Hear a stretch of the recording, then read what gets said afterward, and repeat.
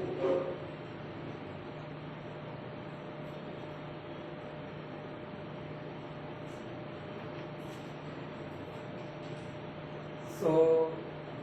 Hello बच्चों, कैसे हो आप लोग? बहुत दिन के बाद आज फिर से एक वीडियो अपलोड करने जा रहे हैं। आज बेसिकली जो आप लोगों को जो बताने जा रहे हैं तो डेली लाइफ में आप लोगों को यूज आएगा। जो बायो के बच्चे होंगे, जो मेडिकल फील्ड के जो बच्चे होंगे, जो डीएमएलटी वगैरह कर रहे होंगे, फार्मासिस्ट कर रहे होंगे, वो लोग को थोड़ा कुछ ज़्यादा इससे नॉलेज मिलेंगे। और भी डेली लाइफ में जैसे कि हम लोग बहुत सारे टेस्ट वगैरह करते हैं तो वो टेस्ट हम लोग क्यों करते हैं, कारण क्या है इसका, हम लोग करते क्यों? तो सबसे पहला चीज आज हम लोग जो देखेंगे जो टेस्ट के बारे में, वो है कंप्लीट ब्लड सीबीसी, जिसको कहते हैं हम लोग कंप्लीट ब्लड काउंट। क्या कहते हैं? Complete blood count. तो ये कंप्लीट ब्लड काउंट होता क्या है? ब्लड्स में जितने तरह के जो सेल्स हैं, वो सेल्स का काउंट करते हैं। जो डायग्नोसिस सेंटर वाले होते हैं वो काउंट करके वो इंस्ट्रूमेंट से हमें बताते हैं कि हमारे सेल्स में क्या क्या है। तो सबसे पहला चीज इसमें क्या आता है? एचबी। सीबीसी में सबसे पहला चीज क्या आता है? HB, haemoglobin. क्या आता है? हेमोग्लोबिन। तो हेमोग्लोबिन है क्या? तो हेमोग्लोबिन जो मैन में जो होगा वो रेशियो कितना आना चाहिए? 14:17। ठीक है। और जो फीमेल में जो होना चाहिए वो कितना होना चाहिए? 12:15। ठीक है। तो ये बताता क्या है? ये जो है एचबी बताता क्या है? एचबी हमें क्या बताता है? तो ये बताता है कि हमारे ब्लड में जो है, हमारा जो ब्लड है उस ब्लड में हेमोग्लोबिन मतलब ऑक्सीजन जो है, ऑक्सीजन बाइंड करने की कैपेसिटी कितनी है? ऑक्सीजन बाइंडिंग कैपेसिटी बताता है। कौन बताता है ऑक्सीजन बाइंडिंग कैपेसिटी? ये जो एचबी का जो रेशियो जो हमारा आ रहा है ना, कि उसका कितना है? देखते होंगे आपके कभी कभी जो जनरली जो फीमेल में देखा जाता है 9 to 11, 10 to 12, मतलब ऐसे 10 ग्राम ऐसे आता है, 12 ग्राम। तो अगर 12 से नीचे है फीमेल में, अगर 12 से नीचे अगर रेशियो अगर आ रहा है हेमोग्लोबिन का, तो गड़बड़ है। और अगर मेल में 14 से अगर नीचे अगर आ रहा है अगर ब्लड ये का हेमोग्लोबिन का अगर रेशियो, तो भी गड़बड़ है। इसलिए क्या, कहां से कहां तक होना चाहिए? मैन में 14 to 17 और फीमेल में कितना होना चाहिए? 12 to 15। ठीक है।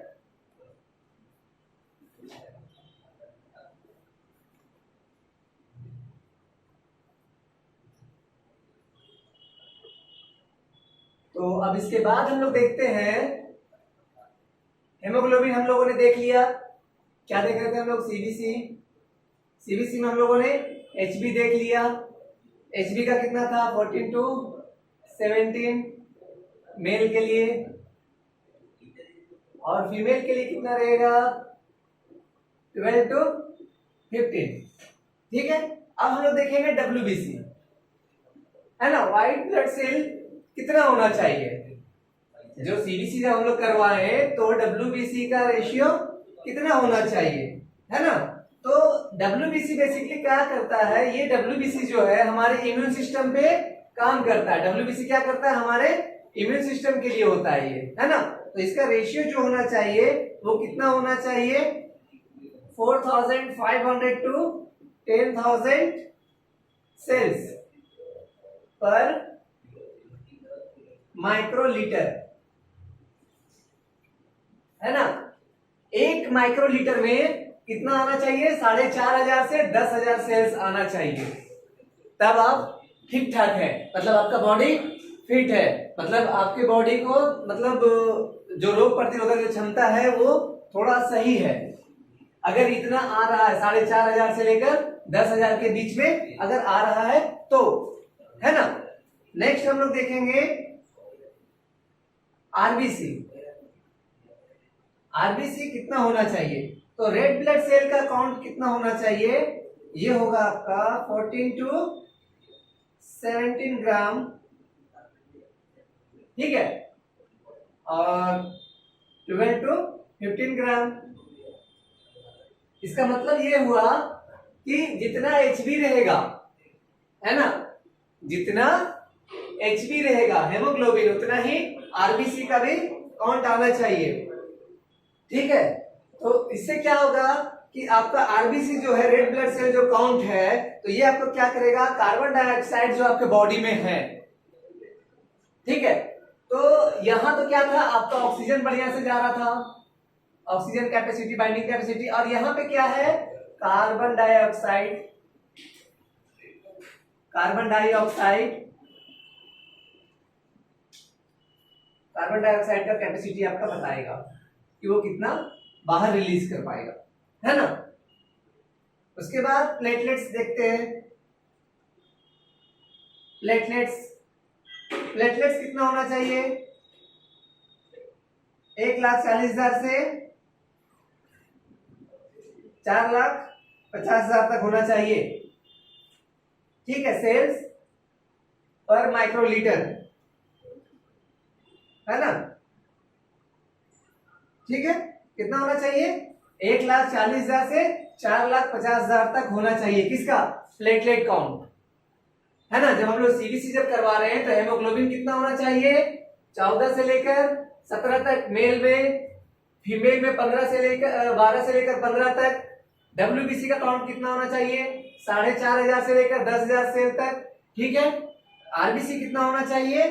14 से लेकर 17 तक मेल में और 12 से लेकर 15 तक फीमेल में। और प्लेटलेट्स का काउंट कितना आना चाहिए? 1,40,000 से 4,50,000 तक। तो उम्मीद है यहां तक आप लोग को समझ में आया होगा। अभी सीबीसी हम लोग क्यों करते हैं? सीबीसी ये देखना है कि हमारा सेल्स जो बॉडी में जो प्राइमरी जो सेल्स है वो सब कितना एक्टिव है, कितना काम कर पा रहे हैं। नेक्स्ट हम लोग देखेंगे लीवर फंक्शन टेस्ट। तो लीवर फंक्शन टेस्ट नाम ही सुन के आपको पता चल रहा होगा, लीवर फंक्शन टेस्ट, है ना। तो इसमें नीट में बहुत सारे क्वेश्चन आ ही जाता है कि लीवर वगैरह का कहां बिलिरुबिन वगैरह का, एसजीओटी एसजीपीटी वगैरह का कहां पे क्या रोल है ना। तो ये सब अभी देख लेते हैं कि सबसे पहला चीज जो देखा जाएगा बिलिरुबिन। लीवर फंक्शन टेस्ट में इसको लिख लीजिए, एलएफटी भी कहते हैं इसको, है ना। तो सबसे पहला चीज क्या आएगा? बिलिरुबिन, है ना, बिलिरुबिन। तो टोटल बिलिरुबिन कितना होना चाहिए? टोटल जो बिलिरुबिन होगा, जिसको बोला जाता है ना कि उसको पीलिया हो गया, जॉन्डिस हो गया, है ना। तो ये बिलिरुबिन जब राइज करेगा, जब ऊपर बढ़ेगा इसका रेशियो, जब ये ऊपर जब जाएगा तो पता चलेगा तो कितना होना चाहिए। तो ये 0 से लेकर 1 mg पर डीएल होना चाहिए, है ना। बिलिरुबिन का रेशियो कितना होना चाहिए लीवर फंक्शन टेस्ट में? 0 से लेकर 1 mg पर डीएल तक होना चाहिए, ठीक है। अब डायरेक्ट बिलिरुबिन देखते हैं, है ना। तो डायरेक्ट इसमें कितना हो जाएगा? डायरेक्ट बिलिरुबिन में कितना होना चाहिए? डायरेक्ट बिलिरुबिन का जो रेशियो है वो 0 से लेकर 0.35 mg पर डीएल होना चाहिए। इसमें दो तरह का बिलिरुबिन होता है ना, एक डायरेक्ट और दूसरा इनडायरेक्ट, है ना।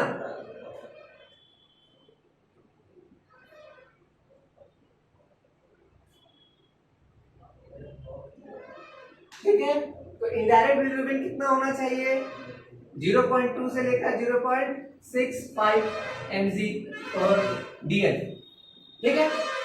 ये बिलिरुबिन कितना था? टोटल बिलिरुबिन कितना होना चाहिए? 0 से लेकर 1 mg/dl, जिसमें डायरेक्ट कितना हो सकता है? मैक्सिमम लिमिट इसका कितना है? 0 से लेकर 0.35 mg/dl। और इनडायरेक्ट का कितना होना चाहिए? 0.2 से लेकर 0.65 mg/dl। ठीक है, दोनों का रेशियो डिवाइड है। ठीक, अब देखते हैं हम लोग एसजीओटी। तो एसजीओटी का रेशियो कितना होना चाहिए? 10 से लेकर 40, है ना, 10 से लेकर 40 तक होना चाहिए। एसजीपीटी का रेशियो कितना होना चाहिए? 10 से लेकर, ये भी 40 होना चाहिए। एल्कलाइन फॉस्फेट का रेशियो कितना होना चाहिए? एल्कलाइन फॉस्फेट का रेशियो 40 से लेकर 112 म्यूएल, है ना, माइक्रो पर लीटर, है ना। और टोटल प्रोटीन कितना होना चाहिए? टोटल प्रोटीन 6 to 8.5 ग्राम पर लीटर, है ना। एल्ब्यूमिन कितने होना चाहिए? 3.5 to 5 ग्राम पर लीटर। और ग्लोबुलिन कितना होना चाहिए? 2 to 3.5 ग्राम पर लीटर। ठीक है, तो ये सब क्या कहां पे मिलेंगे हमें? लीवर फंक्शन टेस्ट जब हम करवाते हैं, जब लीवर फंक्शन हम टेस्ट करवाएंगे, या फिर लीवर हम देखेंगे कि हमारा हेल्दी है या नहीं है, या फिर हम डॉक्टर के पास जाते हैं तो जनरली वो जब स्टमक वगैरह का कुछ प्रॉब्लम होता है तो उसमें लिख ही देते हैं, वो डॉक्टर लोग लिखते ही हैं।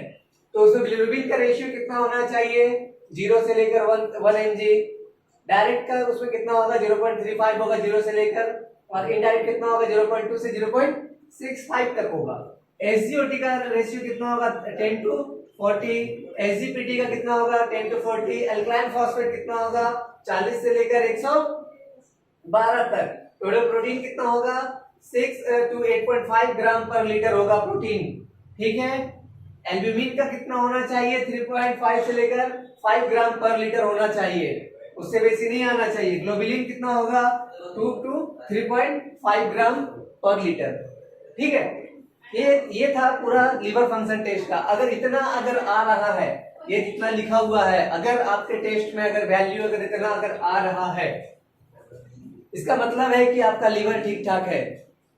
या अगर बढ़ रहा है या घट रहा है, तो फिर इसका मतलब है कि आपको अपने लीवर पर ध्यान देने की जरूरत है। आपको अपने लीवर को देखना पड़ेगा कि आपके लीवर में क्या प्रॉब्लम हो रहा है, क्या मतलब कहाँ दिक्कत हो रही है, क्या रेशियो बढ़ रहा है, बिलिरुबिन बढ़ रहा है कि एसजीओटी बढ़ रहा है, एसजीपीटी बढ़ रहा है, एल्कलाइन फॉस्फेट क्या बढ़ रहा है, इसमें वो आपको देखना पड़ेगा। जनरली जो करवाते हैं लोग, तो उसमें एल्कलाइन फॉस्फेट का जनरली बढ़ा हुआ रहता है।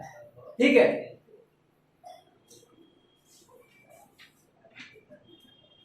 अब हम लोग देखेंगे थोड़ा ब्लड शुगर, है ना। तो ब्लड शुगर क्यों करते हैं भाई लोग? हम लोग ब्लड शुगर क्यों करते हैं? जरा कमेंट करके हमें बताइएगा, ब्लड शुगर का क्या कारण है करवाने का।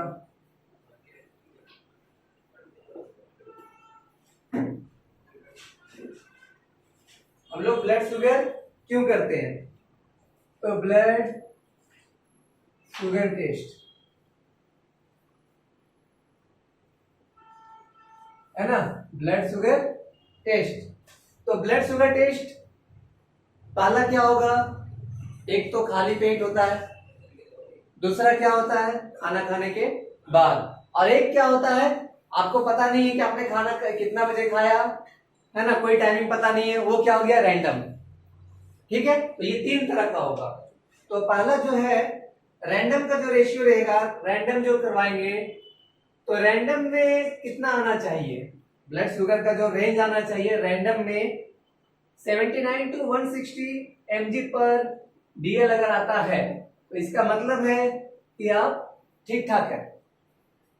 आपका जो ब्लड में शुगर का जो लेवल है, रैंडम का बात कर रहे हैं अभी हम, वो ठीक ठाक है। रैंडम मतलब ये हुआ कि आप अचानक से सैंपल लिए और जाके टेक्नीशियन को बोले कि भाई थोड़ा सा हमारा चेक कर लो ब्लड का शुगर कितना रह रहा है ना।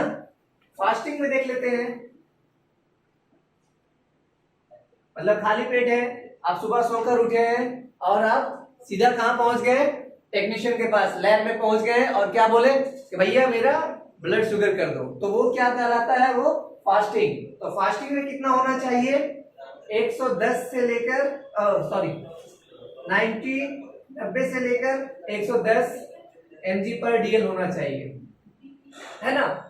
90 से लेकर 110 mg पर DL होना चाहिए, है ना। और 2 घंटे के बाद अगर लेंगे, अगर खाना खाने के बाद 2 आवर्स, मतलब पीपी अगर बोलेंगे, पोस्ट प्रेंडियल अगर बोलेंगे, जिसको पीपी बोलते हैं हम लोग, है ना। दो, ये हो गया रैंडम फास्टिंग और ये पीपी हो गया। 2 आवर्स मतलब पोस्ट पेरेंडियल, है ना। तो पोस्ट पेरेंडियल का जो होगा वो कितना, वो उसका वैल्यू कितना आना चाहिए, 140 या उससे नीचे होना चाहिए, 140 या फिर उससे नीचे होना चाहिए, तब आप ठीक ठाक है ना। अगर नहीं आ रहा है उतना, इसका मतलब है कि आप गड़बड़ है, आपको डायबिटीज वगैरह का अटैक आ रहा है। अब वो आप चेक करवा लीजिए कि आपका कहीं डायबिटीज वगैरह तो नहीं आ रहा है और अपना ट्रीटमेंट करवाइए, है ना। अगर ग्लूकोज टॉलरेंस टेस्ट का अगर बात करें हम लोग, ग्लूकोज टॉलरेंस टेस्ट का बात करें तो फास्टिंग में कितना आएगा ग्लूकोज टॉलरेंस में, फास्टिंग का वैल्यू होना चाहिए 60 to 100 mg पर DL, ठीक है। ग्लूकोज टॉलरेंस टेस्ट में कितना आना चाहिए, फास्टिंग का वैल्यू 60 to 100 mg पर DL आना चाहिए। और अगर 1 घंटे के बाद फिर से उसको ग्लूकोज पिलाइए और फिर उसको उसका वैल्यू देखिए तो वो 200 से नीचे आना चाहिए, ऊपर नहीं जाना चाहिए टॉलरेंस टेस्ट में, नहीं तो फिर भी गड़बड़ है। 2 घंटे के बाद फिर से उसको ग्लूकोज पिलाइए और कितना आना चाहिए उसमें, 140 mg पर DL आना चाहिए, है ना। तो रैंडम का वैल्यू कितना है, 79 to 160 mg पर DL। फास्टिंग में कितना है, 90 to 110 mg पर DL। 2 घंटे के बाद अगर देखेंगे, पोस्ट पेरेंडियल में अगर देखेंगे, पीपी का देखेंगे तो कितना आ जाएगा, 140 से नीचे होना चाहिए, है ना। और ग्लूकोज टॉलरेंस टेस्ट अगर देखेंगे, ठीक है, तो उसमें 60 to 100 आना चाहिए एकदम इनिशियली फास्टिंग में। 1 आवर के बाद कितना आना चाहिए, 200, और 2 घंटे के बाद वैल्यू कितना आएगा उसका, 140। अगर ऐसा नहीं आ रहा है तो गड़बड़ है, अगर ऐसा आ रहा है तो ठीक है, आप एकदम बिल्कुल ठीक ठाक है, कोई दिक्कत नहीं है।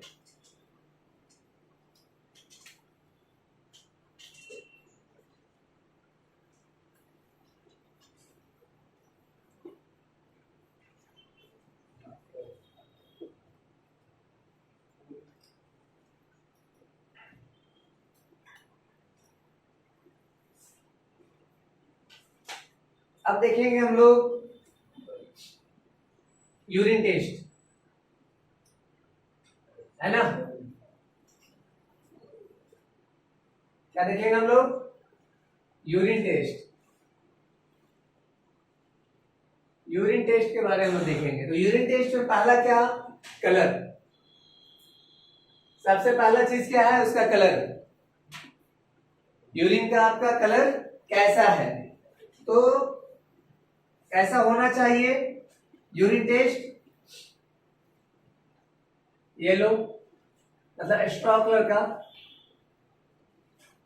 ठीक है। अपीयरेंस क्लियर होना चाहिए, कुछ नजर नहीं आना चाहिए उसमें, कुछ भी ये नहीं आ रहा, कोई भी पार्टिकल दूसरा पार्टिकल नजर नहीं आना चाहिए, क्लियर होना चाहिए। ग्रेविटी कितना होना चाहिए, स्पेसिफिक ग्रेविटी उसका, स्पेसिफिक ग्रेविटी कितना होना चाहिए, 1.005 टू 1.030, है ना। अगर मान मान के चलिए कि ये ग्रेविटी अगर बढ़ रहा है, अगर स्पेसिफिक ग्रेविटी अगर बढ़ रहा है, तो इसका मतलब है कि आपको डायरिया हुआ है, डिहाइड्रेशन हुआ है, मतलब बहुत सारा प्रॉब्लम, ठीक है। उसके बाद अगर ये भी अगर स्पेसिफिक ग्रेविटी अगर बढ़ रहा है तो इसका मतलब है कि एक्सेस स्वेटिंग हो रहा है ना, मतलब बहुत ज्यादा आपको पसीना वगैरह निकलता है, इसके कारण भी स्पेसिफिक ग्रेविटी इंक्रीज कर सकता है, ठीक है। या फिर यूरिनरी ट्रैक्ट में आपका बीमारी है, यूरिन का जो ट्रैक है जहां से यूरिन पास होता है वहां पे आपको बीमारी है, ठीक है। रेनल आर्टरी में कुछ प्रॉब्लम हो सकता है, तो ये सब स्पेसिफिक ग्रेविटी बढ़ेगा। तो स्पेसिफिक ग्रेविटी में क्या क्या हो सकता है, डिहाइड्रेशन, डायरिया, उसके बाद एक्सेसिव स्वेटिंग है, यूरिनरी ट्रैक्ट में ब्लैडर में इंफेक्शन हो सकता है, ठीक है। तो इसके कारण भी मतलब ये बढ़ेगा। तो अगर इतना रेंज में अगर है तो कोई दिक्कत नहीं है, 1.005 से लेकर 1.030 अगर आ रहा है आपका स्पेसिफिक ग्रेविटी, तो इसका आपको डरने की जरूरत नहीं है। अगर बढ़ रहा है तो फिर आपको डरने की जरूरत है, ठीक है। पीएच कितना होना चाहिए यूरिन का, 5.0 to 8 है ना, 5 से लेकर 8 तक अगर आपका पीएच अगर है यूरिन का तो भी ठीक ठाक है ना।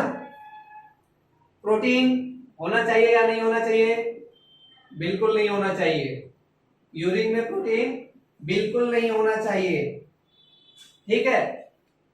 अगर यूरिन में अगर प्रोटीन अगर आ गया इसका मतलब है कि आपका किडनी स्टोन वगैरह आपका डिजीज वगैरह है, आपको किडनी स्टोन वगैरह हुआ है, ठीक है, या फिर आपका किडनी डैमेज हो रहा है। ये अगर प्रोटीन अगर आ रहा है, अगर नेगेटिव अगर नहीं आ रहा, पॉजिटिव अगर दे रहा है, इसका मतलब है कि आपको किडनी स्टोन हुआ है या फिर आपका किडनी डैमेज हो रहा है, ठीक है। उसके बाद यूरिन में अगर ग्लूकोज अगर आपको मिल जाता है, अगर यूरिन में अगर ग्लूकोज अगर मिलता है, अगर नेगेटिव नहीं रहता है, तो ऐसे जनरली क्या होना चाहिए, यूरिन में ग्लूकोज नेगेटिव होना चाहिए। अगर ग्लूकोज आपको अगर मिल रहा है तो इसका मतलब है कि आपको फर्स्ट मतलब ये जो है टाइप 1 और टाइप 2 डायबिटीज दोनों आपका हो चुका है ना। टाइप 1 टाइप 2 दोनों तरह का डायबिटीज आपके ऊपर अटैक कर चुका है। इसलिए ये सब सारा कुछ जो ये पैरामीटर्स है उसको आप लोग ध्यान रखिएगा। अगर कीटोन बॉडी अगर अगर आ रहा है, कीटोन्स अगर आ रहा है, कीटोन भी क्या होना चाहिए, नेगेटिव होना चाहिए। तो कीटोन नेगेटिव होना चाहिए, तो इसके लिए भी क्या होगा, जो कीटोन्स है वो आपको नेगेटिव होना चाहिए, बढ़ना नहीं चाहिए। अगर कीटोन का लेवल अगर बढ़ेगा तो इसका मतलब है कि आपको आपका जो मतलब डायबिटीज जो है आपका और भी ज्यादा ये होगा और किडनी वगैरह फिर से आपका डैमेज होगा। इसलिए ये यूरिन टेस्ट वगैरह जो आपका ये बहुत ही इंपॉर्टेंट चीज आपको बताता है। जितना भी टेस्ट अभी हम जो बताते जा रहे हैं आपका डेली लाइफ में जो है बहुत ही ज्यादा इंपॉर्टेंस रखता है। आप उसको जो भी करवाएं, मतलब ये जो है जहां से भी जो भी ये मतलब रिपोर्ट रिजल्ट जो रिजल्ट ऑथेंटिक होना चाहिए। रिजल्ट अगर उल्टा पलटा अगर आया तो आपके सेहत के ऊपर, आपके हेल्थ के ऊपर प्रभाव पड़ेगा। इसलिए बढ़िया से ध्यान रखिए अपना और बढ़िया से खाइए पिए, बढ़िया से रहिए, उल्टा पलटा नहीं खाइए।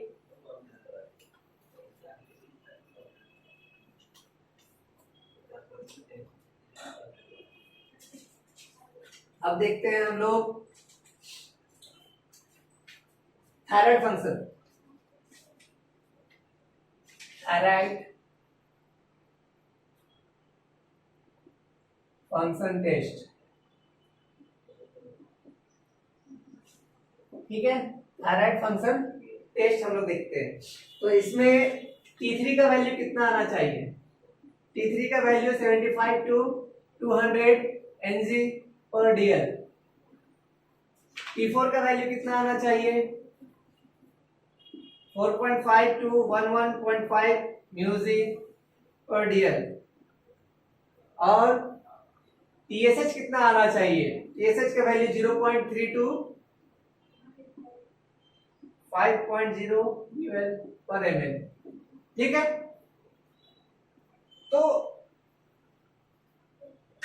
अगर ये अगर बढ़ता है तो कौन सा बीमारी आपको पकड़ेगा, ग्रेव्स डिजीज। अगर T3 अगर आपका अगर बढ़ रहा है तो इसका मतलब है कि इससे क्या होगा, ग्रेव्स डिजीज होगा, है ना। अगर एबनॉर्मली अगर high level most commonly indicates the condition of called Graves disease, है ना। और ये क्या है, ऑटो इम्यून डिसऑर्डर है ना। ये क्या है, ऑटो इम्यून डिसऑर्डर है, ठीक है। उसके बाद क्या है, T4। तो T4 में भी क्या हो जाएगा, जब T4 आपका जब बढ़ने लगेगा तो T4 में क्या होगा, आपका वेट लॉस करेगा, है ना। उसके बाद डायरिया वगैरह भी होगा इसमें, ठीक है, वेट लॉस होगा और डायरिया भी हो सकता है अगर T4 अगर गड़बड़ होता है तो। और ये भी क्या है, T4 आपको अगर T4 अगर बढ़ा हुआ नजर अगर आ रहा है तो ये आपका क्या हो जाएगा, मतलब ओवर एक्टिव थायराइड है ना। मतलब जो थायराइड आपका है वो ओवर एक्टिव हो गया, मतलब जरूरत से ज्यादा वो काम कर रहा है आपका, जितना जरूरत नहीं था उससे ज्यादा वो एक्टिव है ना। तो उसको क्या करना पड़ेगा, अपनी दवा देकर शांत करना पड़ेगा, है ना, कि बाबू तुम सो जाओ, नहीं चलेगा इसे, ठीक है। और TSH क्या है, तो ये क्या है, TSH जो वैल्यू होना चाहिए इतना होना चाहिए। तो TSH क्या है कि पिट्यूटरी हार्मोन है, और क्या करेगा ये T3 और T4 दोनों को, ठीक है, कंट्रोल में रखेगा। और क्या करेगा, और सारा जो मेटाबॉलिज्म वगैरह जो है वो सब मेटाबॉलिज्म पे भी कंट्रोल TSH का रहता है। और ये रिलीज कहां से होगा, पिट्यूटरी ग्लैंड से होगा, है ना। अब हम लोग देखेंगे विटामिन B12 का, क्या देखेंगे, विटामिन B12 का।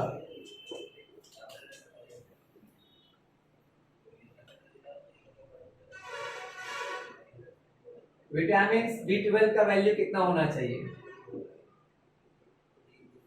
300 to 900 pg पर ml, ठीक है।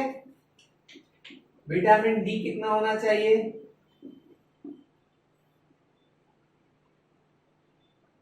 20 mg पर ml से लेकर 50 mg पर ml, है ना। कैल्शियम कितना होना चाहिए, सेरम कैल्शियम जो होगा वो 8.5 टू 10.2 mg पर dl होना चाहिए, ठीक है। मतलब विटामिन B12 अगर आपका 300 टू 900 pg पर ml अगर आ रहा है तो आप ठीक ठाक है, इसमें कोई दिक्कत नहीं है। विटामिन डी अगर 20 mg से लेकर 50 mg के बीच अगर आ रहा है तो भी ठीक है। सेरम कैल्शियम जो है 8.5 टू 10.2 आ रहा है तो भी ठीक है ना। अब हम लोग देखेंगे किडनी फंक्शन टेस्ट कि आपका किडनी क्या कर रहा है। लीवर देख लिया हमने, यूरिन देख लिया, कंप्लीट ब्लड देख लिया, थायराइड देख लिया, कुछ विटामिन के बारे में देख लिया। अब हम लोग देखते हैं किडनी फंक्शन टेस्ट के बारे में। किडनी फंक्शन टेस्ट है क्या, काम क्या है इसका किडनी फंक्शन टेस्ट का, है ना। किडनी फंक्शन टेस्ट, तो किडनी फंक्शन टेस्ट में पहला ब्लड यूरिया, ब्लड में जो यूरिया का लेवल रहेगा वो 10 टू 50 mg पर dl रहेगा। सेरम क्रिएटिनिन कितना रहेगा, सेरम क्रिएटिनिन का वैल्यू क्या रहेगा, 0.6 से 1.1 mg पर dl, किसमें, वोमेन्स में, महिलाओं में, है ना। और 0.7 टू 1.3 mg पर dl मैन में, है ना, ठीक है। यूरिक एसिड कितना होना चाहिए, यूरिक एसिड अगर 2.4 टू 6.0 mg पर dl और 3.4 टू 7 mg पर dl किसमें होना चाहिए, ये मेल में होगा और ये फीमेल में, ठीक है। सोडियम कितना होना चाहिए, सेरम सोडियम, है ना, सेरम सोडियम कितना होना चाहिए, सेरम सोडियम जो होगा 135 से लेकर 145 मिलीमोल पर लीटर, है ना। और सेरम पोटेशियम कितना होना चाहिए एडल्ट में जो होगा 3.5 to 5.1 MEQ पर लीटर। और चिल्ड्रन में कितना होगा, बच्चों में कितना होगा 3.4 to 4.7 MEQ पर लीटर। और ठीक है, जो एडल्ट होंगे उसमें इतना होगा, चिल्ड्रन में बच्चों में इतना होगा, ठीक है। क्लोराइड कितना होगा 98 to 106 mm पर लीटर। और टोटल प्रोटीन कितना आना चाहिए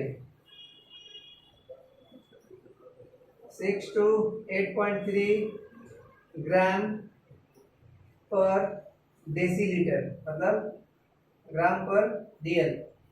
ठीक है, तो ब्लड यूरिया कितना होना चाहिए, अगर यूरिया आपके ब्लड में अगर बढ़ रहा है, ठीक है, तो यूरिया पहले ब्लड में आया कहां से। सबसे पहला चीज है कि यूरिया ब्लड में आया कहां से। तो हम लोग प्रोटीन तो पूरा खाते हैं, दबा कर खाते हैं प्रोटीन एकदम, उसमें खाने में तो कोई कहीं कमी नहीं है, ठीक है, वो चाहे वेजिटेरियन हो चाहे नॉन वेजिटेरियन हो, है ना, प्रोटीन तो पूरा खाते हैं। तो प्रोटीन का जो इन प्रोडक्ट होगा, जो मेटाबॉलिज्म जब होगा और उसका इन प्रोडक्ट जो होगा, तो यूरिया वहां से प्रोड्यूस होगा। तो 1 ग्राम प्रोटीन जो होगा वो कितना यूरिया प्रोड्यूस करेगा 1 ग्राम, 1 ग्राम जो प्रोटीन है तो कितना यूरिया प्रोड्यूस करेगा 0.3 ग्राम ऑफ यूरिया प्रोड्यूस करेगा। 1 ग्राम प्रोटीन जो होगा वो 0.3 ग्राम यूरिया को प्रोड्यूस करेगा। तो सोच लीजिए कि हम लोग प्रोटीन, डॉक्टर पहले जब भी किडनी फंक्शन टेस्ट में अगर कुछ गड़बड़ अगर होता है, डॉक्टर सबसे पहले बोलता है कि अंडा मछली मुर्गा खाना बंद कीजिए। क्यों बोलता है, क्योंकि उसमें हाई लेवल प्रोटीन है ना। दाल खाना बंद कीजिए क्योंकि उसमें हाई लेवल प्रोटीन है। तो जब 1 ग्राम में 0.3 ग्राम क्या निकल रहा है, यूरिया निकल रहा है, तो सोचिए आप कितना ग्राम प्रोटीन खाते होंगे, है ना। उसके बाद क्रिएटिनिन है, तो क्रिएटिनिन क्या है, केमिकल वेस्ट प्रोडक्ट है, ठीक है। क्रिएटिनिन क्या है, केमिकल वेस्ट प्रोडक्ट है, जो कि क्या हो रहा है, किडनी को फिल्टर करना है ना। क्रिएटिनिन क्या करना है उसको, ये को किडनी, मतलब क्रिएटिनिन जो है तो किडनी फिल्टर करेगा, है ना। अब किडनी अगर आपका खराब है, आपका फिल्ट्रेशन किडनी अगर नहीं कर पा रहा, तो क्या होगा, ब्लड में ही रह जाएगा। तो ये लेवल क्या होगा, सीरम में क्या होगा, ब्लड में ही रहेगा ना। तो सीरम में लेवल क्या होगा, सीरम क्रिएटिनिन बढ़ जाएगा, है ना। इसका मतलब है कि उसका किडनी डैमेज हो रहा है, ठीक है, ध्यान देने की जरूरत है। यूरिक एसिड, तो यूरिक एसिड क्या है, तो जो प्यूरिन न्यूक्लियोटाइड जो होता है, प्यूरिन और पैरिमिडीन जो है, प्यूरिन जो होता है, प्यूरिन न्यूक्लियोटाइड जो metabolic breakdown of purine nucleotide, है ना, ठीक है। तो प्यूरिन न्यूक्लियोटाइड जो होता है उसके ब्रेकडाउन से हमको यूरिक एसिड मिल जाता है ब्लड में, ठीक है। तो उसमें भी क्या करना है, अगर यूरिक एसिड का लेवल अगर बढ़ा हुआ है तो उसमें भी हम लोग क्या करना है, प्रोटीन वगैरह का जो ये होता है हम लोग जो लेते हैं उसको कम करना है ना। सोडियम का लेवल कितना होना चाहिए 135 से 145। पोटेशियम का एडल्ट में कितना होना चाहिए 3.5 से 5.1, है ना। और चिल्ड्रन में कितना होना चाहिए 3.4 से 4.7। वो डिपेंड करेगा एज पे चिल्ड्रन का, कि वो 1 महीने का है कि 10 दिन का है या फिर 2 साल का है ना। क्लोराइड का लेवल कितना होना चाहिए 98 to 106, ठीक है। और टोटल प्रोटीन कितना होना चाहिए 6 to 8.3 ग्राम पर लीटर, ठीक है ना। ये आपका क्या था, किडनी फंक्शन टेस्ट के बारे में बता रहे हैं, है ना।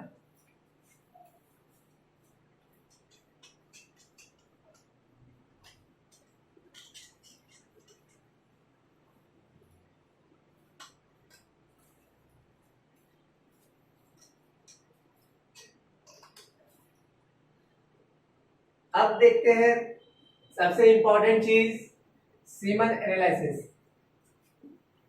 सीमन एनालिसिस,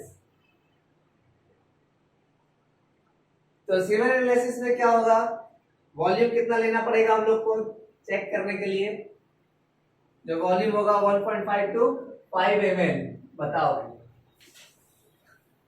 कितना चाहिए 1.5 to 5 ml चाहिए वॉल्यूम, ठीक है। अब क्या है, जो स्पर्म काउंट जो आना चाहिए कितना आना चाहिए, उसमें 52 1.5 150 मिलियन है ना। मतलब इसमें जो स्पर्म काउंट आएगा इसमें लगभग 50 से लेकर 150 मिलियन आना चाहिए। उससे कम अगर आएगा तो गड़बड़ है ना, मतलब प्रोडक्शन बढ़िया से नहीं हो रहा है, ठीक है। मोटेलिटी कितना होना चाहिए, मोटेलिटी मतलब क्या, घूमने की कैपेसिटी, कितना स्पीड दौड़ रहा है स्पर्म, है ना। रेस, जब घोड़े का जब रेस लगता है दौड़ता है कि नहीं दौड़ता है, तो यहाँ भी क्या रेस ही तो चल रहा है, तो मोटेलिटी कितना होना चाहिए, 50 to 60% होना चाहिए मोटेलिटी, है ना। अब नॉर्मल मॉर्फोलॉजी जो होगा स्पर्म का, वो भी चेक करना है कि नॉर्मल है कि नहीं है। तो मोर देन कितना परसेंट नॉर्मल होना चाहिए, 50%, मोर देन 50% नॉर्मल होना चाहिए, है ना, मॉर्फोलॉजी, ठीक है।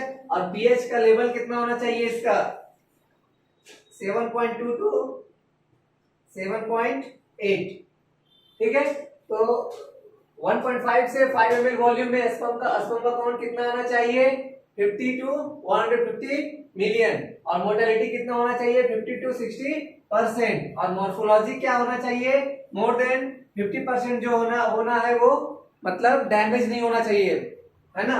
और पीएच कितना होना चाहिए उसका, 7.2 to 7.8, ठीक है।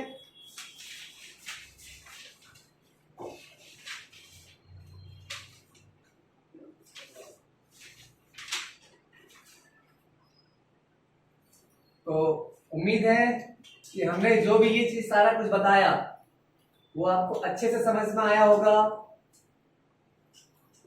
क्योंकि जो भी हमने बताया, जितने भी सारे चीज हमने बताया आज, ठीक है, वो चाहे लीवर फंक्शन टेस्ट हो, किडनी हो, सीबीसी था, थायराइड था, ये सब जनरली मतलब अभी के आज के डेट पे ये सब बढ़ रहा है, यूरिन टेस्ट है, ये सब में हमेशा जनरली प्रॉब्लम आता ही रहता है। तो इसीलिए मैंने ये सब सारा चीज पे आज का जो मैंने वीडियो पूरा का पूरा बनाया, और उम्मीद है आप लोगों को ये वीडियो अच्छा लगेगा, ठीक है। अगर अच्छा लगे तो लाइक शेयर एंड सब्सक्राइब जरूर करें। All the best and thank you.